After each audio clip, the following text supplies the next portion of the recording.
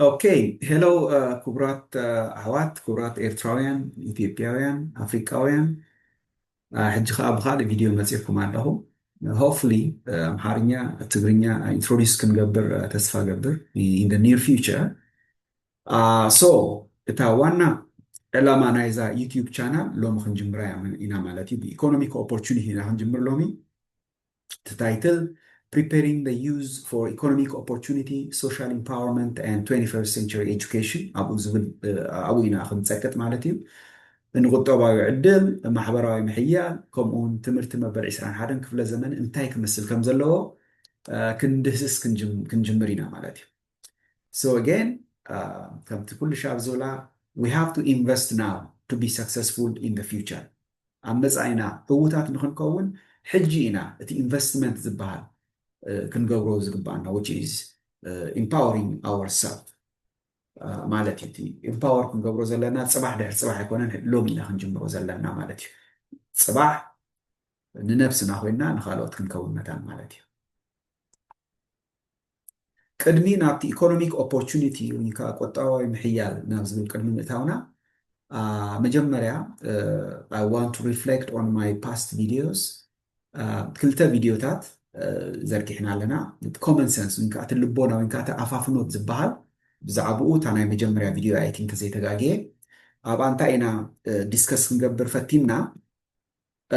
common sense نبزحات community it could be maybe even Ethiopian community or Rwandan community Ugandan community إلنا قد كتصل نخيلنا common sense نعو أمسي بحلف نتي معقول حبرة السب النبلو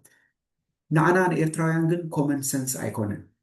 ونكات أفافونات إتي ما نمسبسي تسا common sense زبلوسي نعنا common sense أيكونن سلزي أو حدا حاقوف كاب زلنا area مالتي أو كن definitely كن سرحا لخن كإرا لنا أنا نفسي أبزي لعليكم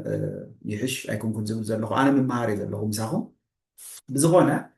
تا فيديو تيا እቲ ኮመን ሰንስ ኣብ ካልእ ሕብረተሰብ ዘሎ ንዓና ኮመን ሰንስ ዘይኮነ ነገራት ኤግዛምፕል እንዳሃብኩ ያው ዲስከስ ዝገበርናሉ ግዜ ነይሩ እታ ናይ መጀመርያ ቪድዮ እታ ካልኣይቲ ከዓ ፓሽን ወይ ከዓ እታ ኒሕ ትበሃል ወይ ከዓ ንነፍስኻ ሓቀኛ ምዃን ንነፍስኻ ምፍላጥ ኣብኡ ኢና ዲስከስ ገይርና ማለት እዩ እታ ፓሽን ወይ ከዓ እታ ኒሕ ኤነርጂ ኣብ ውሽጥና ዘላ እያ እታ ኣምላኽ ዘቐመጣ ማለት እዩ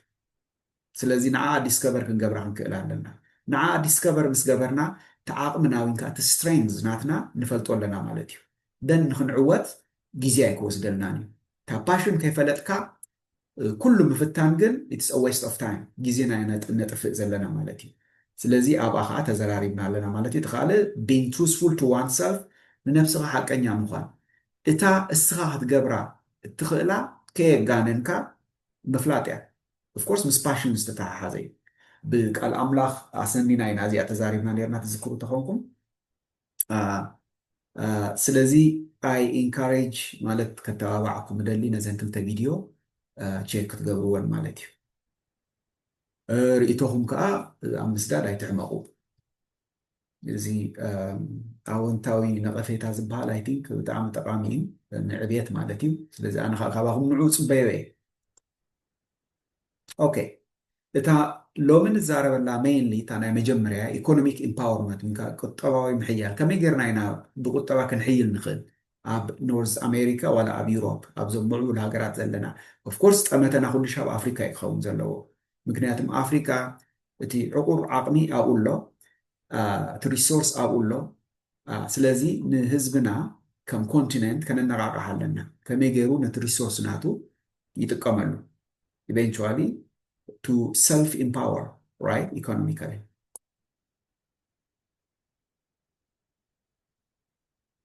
تكال social development and civic engagement, which is محبراوي لمعاتن civicaوي صمدون زبليو صمدو دعرين نحن الزاربلو زي جن نلومي تايكب لدلي مجمريا مس حبرتسب كاي هاخد صمد زلكا مس حاوخا هاخد صمد زلكا كاب حاوخا يزجمرتي صمدو eventually كون داولا مس غربا بتخا دن اب هاجر درجه خا مس دن مسخا زداوبا زلو هاجرات تصمد مالتي مجمريا جن كاوشت خجمرالو كل لي زامن مالتي again ابزري توتاليكم please send me your comments ታሳለሰይቲ 21st century education ትምህርቲ መበል 21 ክፍለ ዘመን እንታይ ክመስል ኣለዎ ከዓ ኣብኡ ከዓ ብዙሕ ግዜ ክነጥፍ ኢና ኣብዚ hopefully by the way ብዙሕ ሰብ 21st century ኢሉ ይዛረብ እዩ ዋላ ኣብ civil engagement ድዩ ኣብቲ education ድዩ ኩሉ ሻ 21st century ሲ ኣላ in reality the 21st century መዓስ እያ ተጀሚራ ብ2001 እያ 21st century ተጀሚራ which is already ከባቢ 20 ገለን ዓመት ወሲድናላ ቆሪስናላ ኣለና ማለት እያ 100 ዓመት እንዲሁ እቲ ሴንቸሪ ዝበሃል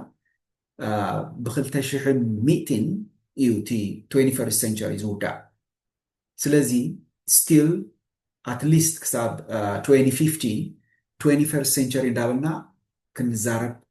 ንኽእል ኢና ማለት እዩ ምክንያቱም still ብዙሕ ክንገብሮ ኣብ ትሕቲ ፅላል ናይ 21st century ሲ ብዙሕ ክንገብሮ ዝግባእ ነገር ኣሎ መባልያ እዚኣ ከምቲ ልሙድ ብቃል ኣምላኽ ክጅምር ዝደሊ ምክንያቱም ኢትስ ኮመን ግራውንድ እዩ ኩላትና ንመብዛሕትና እዚኣ ብሉይ ክዳን እዩ ዘሎ ኢንፋክት ሳታ ኔክስት ፔጅ እዚኣ ምናልባት ሞቲቬሽናል ከም ሞቲቬሽናል ክጥቀመላ ንናይ ሎሚ መንእሰያት ብጥበብን ፍልጠትን ኣዕጥቆም ንዝመፅእ ወለዶታት ድማ ዝሓየለ ሕብረተሰብ ተውሕስ እዚኣ I think self explanatory ግን ሓደ ሓደ ሓሳባት ክውስኸላ ሓደ እዋን ጀነራል ሰዓት ኤፍሬም ዝተዛረቡ ነይሩ እንታይ ኢሉ ሲ ብዙሓት ሃገራት ተወሊደንሲ ጠፊአን ዋይ ትሕቶ እንታይ ብቁዕ ህዝቢ ስለዝሰኣና ስለዚ ንኤርትራ ክንበቅዕ ተኮይና ክንሕይል ኣለና we have to empower ourselves ካባና እዩ ዝጅምር ማለት እዩ ስለዚ ንነብስና ኮይና ንሕብረተሰብና ክንከውን ተኮይና ከንሕይል ኣለና ነብስና ብትምህርቲ ድዩ ኢኮኖሚካሊ ድዩ ዋላ ሶሻሊ ኦኬ እሳይ ክዛረብ ደለ ብእንግሊሽ እንታይ እዩ ዝብሎ ዘሎ equip today's youth with wisdom and knowledge and you secure a stronger society for generations to come so obvious ያ እቲ መንእሰይ ነዚ ሓላፍነት ክወስድ ዘለዎ ብምንታይ ክጅምር ዘለዎ empowering herself or himself we have to empower ourselves right to practically create a stronger society for generations to come ነትዝመፅ ዘሎ ሕብረተሰብ ዘውሕስ empowerment ወይ ከዓ ውሕስ ዝኾነ ሕብረተሰብ ንክንፈጥር ተኮይና ካባና ጀሚርና ዳሕራይ ንሕብረተሰብና ክንተርፍ ወይ ከዓ ንዕኦም ክንከውን ተኮይና obviously ንሕና ክንጅምሮ ኣለና እቲ empowerment ማለት እዩ economic empowerment ቁጠባዊ ምሕያል እንታይ ይመስል ብቃል ኣምላኽ ጅምሬ Proverbs 10:22 እንታይ ይብል the blessing of the Lord makes a person rich and he adds no sorrow with it ብትግርኛ ኸ እንታይ ይብል በረኸት እግዚአብሔር ይህብትም ሽጋሩን ገለ ኣይውስኹም እቲ ካብ ኣምላኽ ዝመፅእ በረኸት ኣብ ቦትኡ ከሎ ንሕና ከዓ ክንገብሮ ዝግባአና ነገራት ኣሎ obviously ነዚያ actually ዘምፃ ኩላ ዋና ምክንያት ነዛ ጥቅስ ዝጥቀመላ ዘለኹ ዋና ምክንያት እንታይ እዩ ብዙሓት ሲ ኣብ ፕሮስፐሪቲ ኣይትዝቀጥ ዝብል ክስታይ actually prosperity ሃብቲ ፍቃድ ኣምላኽ እዩ ንምንታይ ብድኽነት ንጥበስ so በረኸት ሃብቲ blessing ኩሉ ካብ ኣምላኽ ዝወሃብ ህያብ እዩ actually ንሕና ግን ነቲ ህያብ ክንጥቀመሉ ንኽእል ክነዕብዮ ንኽእል ክንቀትሎ እውን ንኽእል ኢና ብስንፍና ማለት እዩ ስለዚ ቃል ኣምላኽ ይድግፎ እዩ የኽብለኩም ደለ እዚ ንዛረበሉ ዘለና ኢኮኖሚክ ኢምፓወርመንት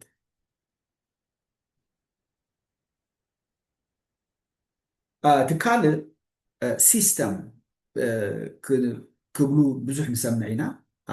ኣብዚ ምዕቡል ሃገር ዘለና ዋላ ኣብ ኣፍሪካ ዘለና ሲስተም ነቲ ሲስተም አንደርስታንድ ግበሮ ዝበሃል ነገር ኣለ ፕሮስፐሪቲ ፎሎውስ ኦቢዲየንስ ወይ ከዓ ብልፅግና ንተኣዛዝነት ይስዕብ መጀመርያ ናብዚ ዓዲ ክመፅእ ከለኹ እቲ ዓብይ ቻሌንጅ ኣነ ኣጋጢምኒ ዝነበረ እንታይ እዩ እቲ ሲስተም ክረኽቦ ይከኣልኩን ነይረ I had my own system ነቲ ሲስተም ናተይሲ ኣብቲ ኤግዚስቲንግ ዌል established ዝኾነ ኣብቲ ዱልዱል ሲስተም ናይ ዝዓዲ ሲ ከእትዎ ደሊ ነይረ doesn't work ስለዚ መጀመርያ ክንዓቢ ኢኮኖሚካሊ ክንዓቢ ተኮይና ክንገብር ዘለና እንታይ ነቲ ሲስተም ምፍላጥ እዩ if we are going to empower ourselves ንነፍስና ከነዕቢ ተኮይና ንነፍስና ከነሐይብ ተኮይና ኣብቲ ንነብረሉ ዘለና ሶሳይቲ ሲስተሙ ምንታይ ከም ዝኾነ ክንፈልጥ ንክእል ኣለና we have to play by the rules እዚኣ ta message we have to play by the rules ትሕጊ ናይቲ ዓዲ እንታይ ንዑ ፅቡቅ ጌርካ ተፈሊጥካዮ ደን ኣብ ዕብየትካ ዘዕንቅፈካ የለን ማለት ምክንያቱም እቲ ሲስተም እዩ ከዕንቅፈካ ዝኽእል ባይዘው ነቲ ሲስተም ተዘይፈሊጥካዮ እሱ እዩ ትዕንቅፋት ክኸውን ዝኽእል ንዑ ፅቡቅ ጌርካ ተመሊኽካዮ ግን then ተወዲኡ prosperity follows obedience obedience ማለት ክትእዘዝ ኣለካ ነቲ ሲስተም okay so sad እታ ሜሴጅ ናይዛ ስላይድ okay good okay equip youth with job ready and entrepreneurial skills ንመንእሰያት ንስራሕ ድልዋትን ናይ ወኒን ክእለትን ምዕጣብ ብዙሓት ተቆፂሮም ክሰርሑ ዝደልዩ ኣለዉ ግን still it is train ዝግበሩሉ ሲ is it gonna equip them to be job ready እዚኣ ተዓባይ ሕቶ ዘላ ማለት እዩ እቲ entrepreneurial skills by the way practical skill እየ ዝብሎ ብሓፂሩ ኣብ ቤት ትምህርቲ ሲ ክንደይ ነገር ተማሂርና ግን ሕጂ ንጥቀመሉ ኣለና ዶ እዚ ተዓቢ ሕቶ ዘሎ ስለዚ you have to make sure እቲ ትመሃሮ እቲ skill ትረኽቦ ዘለኻ ወይ ከዓ ትኽእለት ተደልቦ ዘለኻ ተዕብዮ ዘለኻ ሲ ንስራሕ ወይ ከዓ employment ንኽትረክብ ይጠቕመካ እዩ ወይ ከዓ ናትካ ትካል ንኽትከፍል ይጠቕመካ እዩ እሱ ክትመዝን ክትክእል ኣለካ ቅድሚ ናብ ቤት ትምህርቲ ምእታውካ ኢቭን ምናልባት እዚ ንኽትዛረቦ ቀሊል እዩ ግን ቀሊልካ ኣይኮነን ስለዚ ነቶም ክኢላታት ደን ኮንሳልት ክትገብር ክትክእል ኣለካ ማለት እዩ so ክልተ ስትራቴጂ ግን ኣለዋ under this so to equip youth with job ready and entrepreneurial skills by the way youth ክብል ከለኹ newcomers include ይገብር እዩ newcomers to Canada to the Western world US Europe you name it so you have to connect your education to real economic sectors እቲ ትመሃሮ ሲ ምስቲ ጥሉብ ኢኮኖሚክ ሴክተር ዝበሃል ጽላት ናይ ኢኮኖሚ ይኸይድ እዩ ንኣብነት ማለት ኣብዛ ንእሽተይ ካምፓኒ ዘላትኒ ዳታ ሳይንስ ኣድቨርታይዝ ተገይረ ልዕሊ 200 ሰባት እዮም ኣፕላይ ዝገቡ መብዛሕትኦም ከዓ ህንዲ እዮም ይፈልጡ እዮም ኣበይ ፎከስ ከም ዝገብሩ ንሕና ከም ሕብረተሰብ ንፈልጥ ዶ ናይ ግድን ዳታ ሳይንስ ከተፅንዕ ፓሽንካ ክትከተል ክትክእል ኣለካ ግን እቲ ኢኮኖሚክ ሴክተር እቲ ጽላት ናይ ኢኮኖሚካ ኣየና እዩ ተጠላቢ ኣብዚ ሕጂ እዋን ከዓ ክንፈልጥ ክንክእል ኣለና ስለዚ ትምህርቲ ምስ ሓቀኛ ቁጠባዊ ጽላታት ምትእንስሳር ሓላፍነት ናይ ነፍሲ ወከፍና እዩ ስቕልካ ተማሂርካ አንኢምፕሎይድ እንካ ስራሕ ዘይብሉ ተኮይንካሲ እንታይ ትሞት ትርጉም እቲ ካልእ foster financial literacy and digital economic access ብትግርኛ እንታይ ኢና ንብላ እዚኣ ፋይናንሳዊ ትምህርትን ዲጂታላዊ ቁጠባን ተበጻሕነት ምዕባይ መብዛሕትና ዝሓበሻ ኮሚኒቲ ባይ ዘ ወይ እቲ ፋይናንሻል ሊትሬሲ ናህና ድኹም እዩ እቲ ዲጂታል ኣክሰስ ንኩሉ እዩ ንኤርትራዊ ዝንፈገሉ ነገር የለን ስፔሻሊ ኣብ ዝምዕቡል ሃገራት ዘለና ኢንፋክት ኣብ ኣፍሪካ ከማን ሕጂ ክሪፕቶ ካረንሲ ኣካውንት ዝኸፍቱ ብዙሓት ኣለዉ ስለዚ እንታይ ይኽብል ደለ ከም ኤርትራውያን ከም ኢትዮጵያውያን እንታይ ክንገብር ኣለና ኣብዚ so financial literacy is critical ንፋይናንስ ናትካ ንሰባይ ትእመኑ መጀመርያ ነፍስኻ ብትምህርቲ ኣዕቢ እቲ ፋይናንስ ሲስተም እዚ ባይ ዘ ወይ ሓደ ሲስተም እቲ ኣብ ኤርትራ ወይ ካብ ኢትዮጵያ ዝነበረ ሲስተም ምዚ ሓደ ከይከውን ክእል ግን ብዙሕ ሪሶርስስ ተርእየኩም እዩ ኣብኡ ተተኸቲልኩም definitely you will make yourself literate ወይ ከዓ ብፍልጠት ከተዕቢ ኢኻ then ኣብቲ ኢንቨስትመንት ክትኣቱ ትኽእል ኢኻ ማለት እዩ እዛ ዲጂታል ኢኮኖሚ of course it is obvious ንኣብነት ናይ ካምፓኒ ክነግረኩም እንተኮይነ ቅድሚ ሕጂ administrative assistant ምቁፃር ነይርኒ ሕጂ ግን I don't need that ኡዱ ዝበሃል ፕላትፎርም ኣሎ ኡዱ ኩሉ ነገር ኣለዎ ትዘድልየኒ ዲጂታል ኢኮኖሚ ሕጂ ምናልባት ኣብ ወርሒ ነቲ ኡዱ ኣድሚኒስትሬተር ዝኸፍሎ ነገር ክህሉ ክእል ኩሉ ግን ዲጂታል ስለ ዝኾነ ኣውቶሜትድ ስለ ዝኾነ ምናልባት ንሰዓት 50 ቅርሺ ዝኸፍላ ተኮይነ ታ ኣድሚኒስትሬቲቭ ኣሲስታንት ሕጂ ግን ነቲ ኡዱ ኣድሚኒስትሬተር ምናልባት ኣብ ሊንክድን ርኢኹምዎ ተኾንኩም ኣድቨርታይዝ ገይረ ነይረ ኡዱ ኣድሚኒስትሬተር ንምቁፃር ማለት እዩ ሎ ኮስት እዩ ምክንያቱም ኤቭሪቲንግ ኢዝ ኣውቶሜትድ ምናልባት ነዚ ሰብዚ ኦልሬዲ ቆፂረ እየ ባይዘወይ ነዚ 2 ሰዓት ኣብ መዓልቲ ተደለኽዎ እዩ ስለዚ ደር ኢዝ ሴቪንግስ ዲጂታል ራይት ኦኬ እዚ ፕራክቲካል ክእለት ንብሎ ወይ ከዓ እዚ ኢንተርፕሪነር ስኪልስ ንብሎ ኣይ ቲንክ ሓደ ብሓደ ክንከዶ ንኽእል ኢና ግን እተን ዋና ተን ሶፍት ስኪልስ ፕላስ እዚ ፋይናንሻል ሊትረሲ ኦፍ ኮርስ ኢትስ ሃርድ ስኪል ክብሎ ክእል ክንዛረበለን ንደሊ ማለት እዩ ብጣዕሚ ኣድላይ እየን እዚ ንኩሉ ሰብ እዩ ዘድልዮ ፕሮብለም ሶልቪንግ ንማንም ሰብ እዩ ዘድልዮ ኖት ኦንሊ ንዓይ ዋላ ነዞም ውሑዳት ኩሉ ሰብ ፀገም ምፍታሕ ኣብ ኤርትራውያን ባይዘወይ ዓብይ ፀገም ኣለና ናብ ባእሲ ኢና ንኣቱ እቲ ሰብስታንስ ሒዝና ወይ ከዓ ሚኒንግ ሒዝና ናብ ጠረጴዛ ይንቐርብ ኢና ባእሲ እዩ ዝቀድመና ስለዚ ኣብዚ ክንሰርሓሉ ክንክእል ኣለና ከም ሕብረተሰብ ከይንጠፍእ መታን ማለት እዩ ኦኬ ፕሮብለም ሶልቪንግ ነቲ ካባኻ ፍልይ ዝበለ ሓሳብ ንዘለዎ ምንፃብ ወይ ከዓ እዚ ወዲ ዓዳይ ኣይኮነን ኢልካ ንዕኡ ከተዕንቅፍ ምፍታን ኢትስ ቨሪ ኮመን እዚ እንታይ ይበሃል ትሕቲ ሃገራውነት እዩ ዝበሃል ምሽ ኣብዚ ከዓ ክንሰርሓሉ ክንክእል ኣለና እዚ ምዕባለናትካ ኢንፋት ኣነ ሓደ ኦብዘርቭ ዝገብሮ ማለት እዩ እዚ ወዲ ዓደይ ስለዝኾነ ዋላ ዓቅሚ ኣይሃለዎ ይምራሓኒ ዝበሃል ነገር ኣሎ ዋል ከም ሶሳይቲ ክንፀንት ኢና ከምዚ ተኮይኑ ማለት እዩ ስለዚ ክንሰርሕ ክንክእል ኣለና ኣብዚ ኤርትራውያን ኢትዮጵያውያን እዚ ዓሌትነት ድዩ እዚ ናይ ጎሳ ገለ እዚታት ጠቃሚ ኣይኮነን ኦኬ so ክንፈልጥ ክንክእል ኣለና so finding creative effective solution to challenge problem solving ማለት እዩ ፀገም ምፍታሕ ጥበብ ከዓ የድልዮ እዩ ማለት እዩ ብሓደ ሓደ ሰባት ለባማት ኣለዉ ኣብዚ ባይ ዘ ወይ ካብ ምህሮ ኣእምሮ ዝበሃል ምናልባት ትሰርሕ ዶ ትኸውን ቅድሚ ሕጂ እንታይ ኢለ ነይረ ካብ ምህሮ ኣእምሮ ካብ ምባልሲ ካብ ምህሮ ተመክሮ ኢለ ነይረ ሕጂ ግን ድሓን ንሎሚ እንታይ ንወስኽ ኣለኻ ካብ ምህሮ ተመክሮ ጥበብ ካብ ምህሮ ሶሪ ኣእምሮ ማለት እቲ ዊዝደም ዝበሃል እንድዩ ሓደ ሓደ ሰባት ኣለዉ ናቹራሊ ዴይ ኣር ጊፍትድ እዚ ማለት ግን እቶም ጊፍትድ ዘይኮኑ ፕሮብለም ሶልቨርስ ኣይኮኑን ማለት ኣይኮነን ስለዚ we have to work towards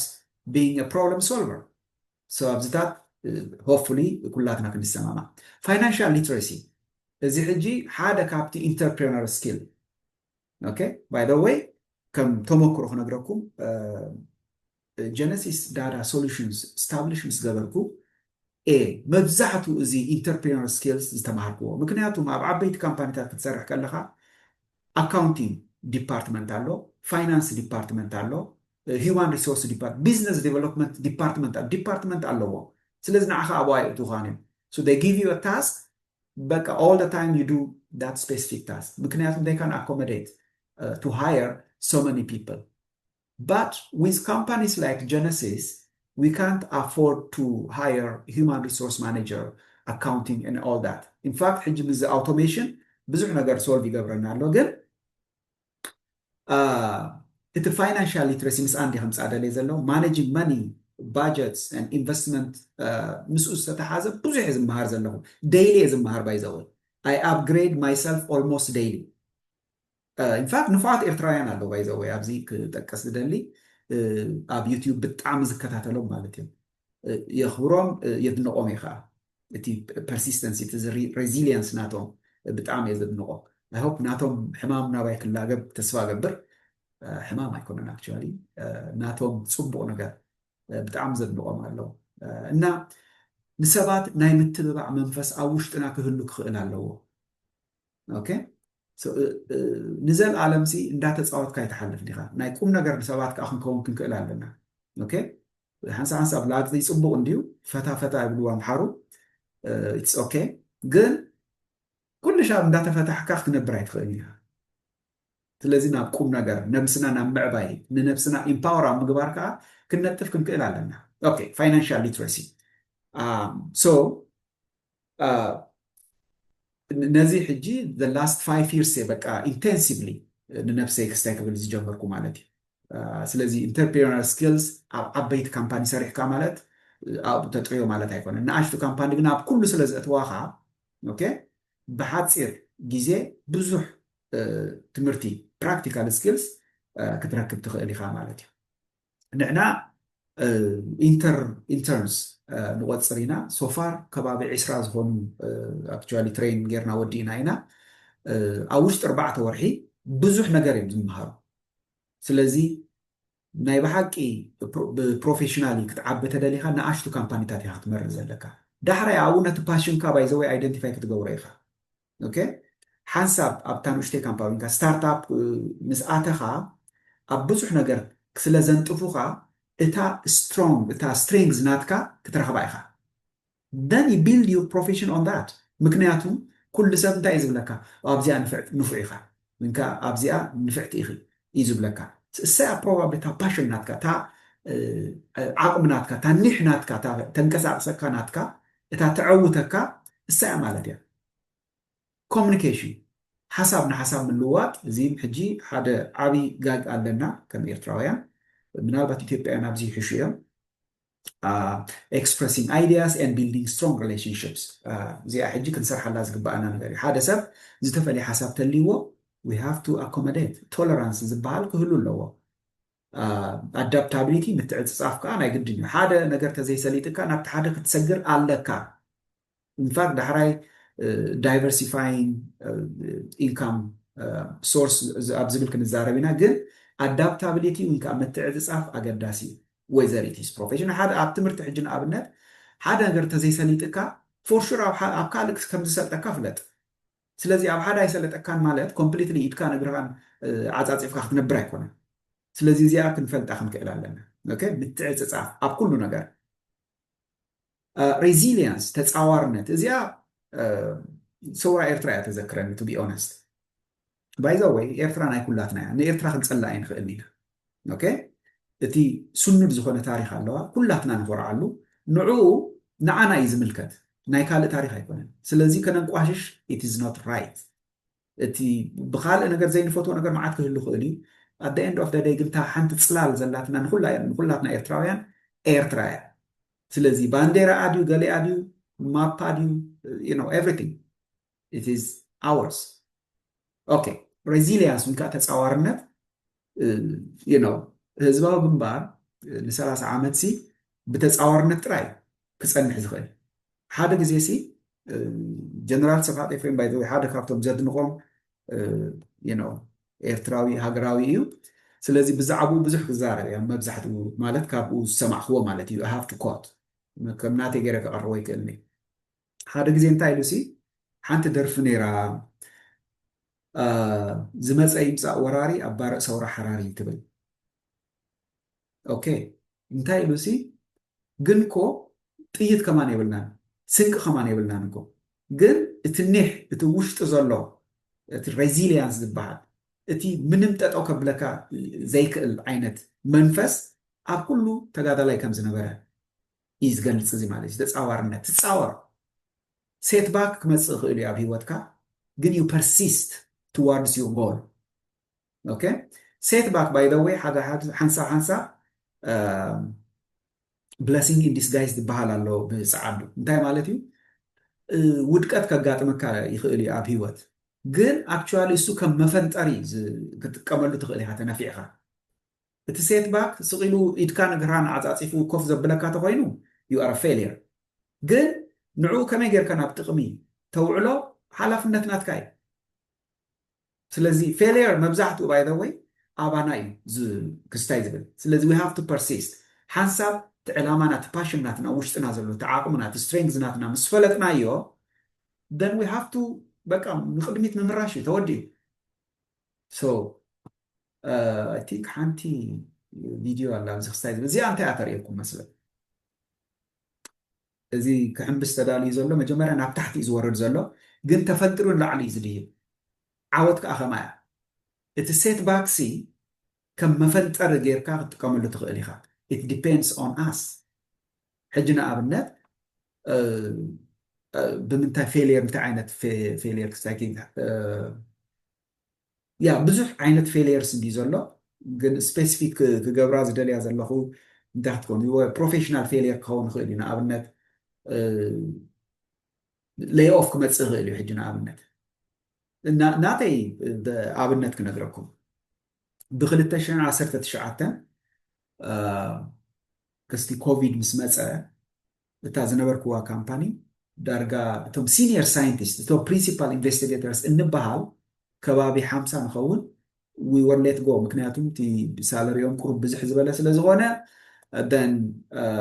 will save some money ገለ ዝበሃል ማለት እዩ ምስኡ ከዓ እቲ ናይ መንግስቲ ምቅያር ነይሩ ሽዑ ማለት እዩ ሕጂ ናይ መንግስቲ ስራሕም ስለ ዝነበረ ንዑ ሕጂ ኣነ ከም መፈንጠረ ተጠቂመሉ ኢንፋክት ውሽጠይ ሽዑኡ ኣይምሮይ ካልእ ዝሓስብ ነይሩ ውሽጠይ ግን ሰላም ነይርዎ ኦፍኮርስ ፅቡቅ ፓኬጅ ሂቦምና እዮም ንክልተ ዓመት 3 ዓመት ዝኸውን I didn't have any issue ግን ኣብ ኣይምሮይ ዝሓስብ እንታይ ነይሩ ዋው ደቀይሲ ከመይ ገይረ ከምብሮም እየ ኢሚድየትሊ ስራሕ ተዘይረኸበ ዝበሃል ነገር ኣሎ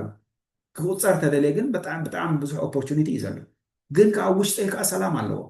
ሕጂ ሽዑኡ እቲ ኣይምሮኻ ዝብሎን ኣብ ውሽጥኻ ዘሎ ሰላምን ከተዋሃህድ ከቢድ እዩ ግን ናብ ኣይምሮይ ዝመፅእ ዝነበረ ኢንፋክት መጀመርያ ግራጁዌት ክገብር ከለኹ ከፊተያ ዝነበርኩ ካምፓኒ ነይራ እሳ ናብ ኣይምሮይ ትመፅእ ማለት እዩ ሽዑ ግን ተመክሮ ይነበረን እቲ ሲስተም እንኳን ፅቡቅ ጌራ ይፈልጦን እየ ነይረ ዳሕራይ እዛ ጀነሲስ ዳታ ሶሉሽንስ ትበሃል ተወሊዳ ማለት እዩ እቲ ሴትባክ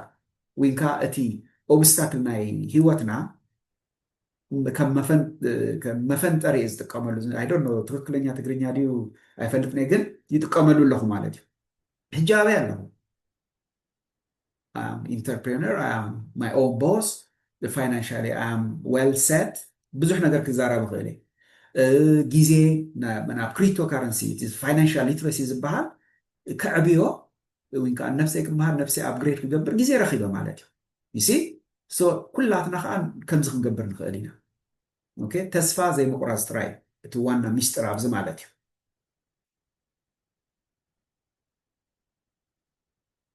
ኦኬ እቲ ፎከስ እንታይ ንመንእሰያት ከመይ ጌርና ነዕቢ ምሽ ግድ استراتيجي ክህልወና ኣለዎ ማለት እዩ እታ ስትራቴጂ ከዓ ሓንትን ሓንቲ እያ ንሳ ከዓ ሪሶርስ ምድላው ኢንፎርሜሽን ሴንቸር ኢና ዘለና ኢንፎርሜሽን ኩሉ ኢንፎርሜሽን ኣሎ ኣብ ኢንተርኔት ድዩ ኣብ ጉግል ኤቭሪቲንግ ኢንፋክት ሕጂ ቻት ጂፒቲ ነምበር 5 በፂሖም ኣለዉ ስለዚ ኢንፎርሜሽን ብጣዕሚ ብዙሕ እዩ ብሓደ እንታይ ይብለኒ ነይሩ እዚ ስኻትኩም ካብ ብሕጂ ስራሕ ኣይትረኽቡን ኢኹም ምክንያቱም ቻት ጂፒቲ ሲ ኦልሬዲ 5 በፂሖም ኣለዉ እሱ ከዓ ኢትስ ኢኩቫለንት ቱ ፒኤችዲ ኢሉ ቻት ጂፒቲ ንሰብ ባይ ዘ ወይ ሪፕሌስ ክገብር ኣይክእልኒ ሪላይ ክንገብር ኣይንክእልኒ ናብ ቻት ጂፒቲ ምክንያቱም ብዙሕ ጌጋ ኢኻ ትርኢ ማለት እዩ ስለዚ ንዕኡ እንታይ ኢኻ ትጥቀም ሓሳብ ኣለካ ነቲ ሓሳብ ናትካ ኤክስፓንድ ክትገብር ክትጥቀመሉ ትኽእል ኢኻ otherwise solely ኣብኡ ዲፔንድ ምግባር ንውድቀትካ ምቅልጣፍ እዩ ኦኬ by the way very soon disclaimer ድዩ ገለ ክጅምሩ እዮም which is ሓሳብ ናይ ቻት ጂፒቲ ሲ ዋላ ፓተንት ክገብሮም ክጅምሩ እዮም ስለዚ ናብኦም ክንዳሎ ክንክእል ኣለና ኦኬ ስለዚ ኮምፕሊትሊ ኣብ ማሽን ለርኒንግ ኤአይ ኣብታት ክንውከል ኣይንኽእል ኢና ሰብ እዩ ኢንፋክት እሱ መሳለጥታት እየን እምበር ንሰብ ሪፕሌስ ገብራ እየን ኢለ ኣነ ይኣምን ኦፍኮርስ ሓደ ስራሓት ዴፊኒትሊ ሪፕሌስ ክግበር እዩ ብኣርቲፊሻል ኢንቴሊጀንስ ገለ ግን ስቲል ዋል እሱ ከማን ኣይደንቲፋይ ክንገብሮ ክንክእል ኣለና ኣብቲ ካሪየር ናትናሲ እንታይ ክንገብር ኣለና ብሕልፊ ኣብቲ ቴክኖሎጂ ንነጥፍ ዘለና ማለት እዩ ብዝኾነ ንመንእሰያትና ናይ ግድን ፒኤችዲ ዋላ ማስተርስ ንክገብሩ ከነገድዶም የብልና ናይ ዝብል ድሌት ተልይዎም ሪሰርቸር ክኾኑ ተደልዮም ወይ ከዓ ፕሮፌሰርስ ክኾኑ ተደልዮም ኣብ ዩኒቨርሲቲ የስ ኣብ ዩኒቨርሲቲ ክኸዱለዎም ፒኤችዲ ክገብሩለዎም they have to publish they have to write thesis you name it in reality ንሕና ግን ነቲ ንሕና እንደልዮ ኢና ደቅና ግበሩ ንብሎም ዘለና that's not gonna work anymore ኣባና ከምኡ እዩ ነይሩ ኣብ ደቅና እዚ ክድገም ይብሉ ስለዚ vocational training and apprenticeship program ብዙሕ እዩ ዘሎ ንኣብነት ኣብቲ ዘለኹ ኣብ ካናዳ ብጣዕሚ ብዙሕ ዕድላት እዩ ዘሎ ዩዝ ሌድ ቢዝነስ ኢንኩቤሽን ፕሮግራምስ እዚ ከዓ ንመንእሰያት ብመንእሰያት ዝምራሕ መደብ ምዕባይ ንግዲ መንግስቲ ኮነ ኢሉ ባጀት ሰሊዑ ዝሰርሓሉ ዘለዎ ስታይ ስፔሻሊ ትሕቲ 40 ዕድመ ዘለዎም ማለት እዩ ማይክሮ ፋይናንስ ኤንድ ስታርትኣፕ ሰፖርት እዚ ኣነ ቴስቲሞኒ ኣነ ምስክሬ ስታርትኣፕ ሰፖርት ብዙሕ ኢና ንረክብ ካብ መንግስቲ ቦዝ ፕሮቪንሻል ኤንድ ፌደራል ማለት እዩ ማይክሮ ፋይናንስ ልቃሕ ንዝደሊ ማለት እዩ ስለዚ ብጣዕሚ ብዙሕ ዕድል እዩ ዘሎ ክንፈልጥ ዘለና እንታይ እዩ ነዞም ደቅና ወይ ከዓ ነዞም ዩዝ ኢሚግራንትስ ድዮም ኒውካመርስ ንብሎም ንዕኦም እታ ፓሽናቶም ክንፈልጥ ክንክእል ኣለና ሕጂ ንኣብነት ሓደ መካኒክ ክኸውን ዝደሊ ተኮይኑስ ኣብ ቫትላሜራ ገለ መለክሳይ ዝብል ተኮይኑስ ናይ ግድን ኣብ ዩኒቨርሲቲ ኣቲኻ ፒኤችዲ ውሰድ ክብሎ የብለ እዩ ምክንያቱም እታ ሰላም ትህቦ እሱ እዩ ዝነብሮ ባይዘወይ ነታ ሂወት እሱ እዩ ዝነብራ ስለዚ ኣነ መን እየ ነቲ ኣብ ሂወቱ ኣቴሲ ነዚ ግበር ዝብሎ ግን ንኢንፎርሜሽን ኤክስፖዝ ክንገብሮም ክንክእል ኣለና ኩሉ ኢንፎርሜሽን ክንሕብሮም ክንክእል ኣለና እዚኣ እታ ዋና ክዛረበላ ደልየ ዘለኹ ኣይ ቲንክ ሎሚ ብዙሕ ተዛሪበ ከባቢ 25 ደቂቕ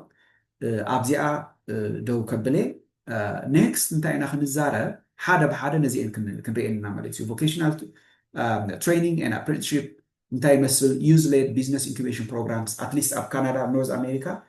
ዓይነት ካምፓኒ እየን ነዚ ዝሕግዛ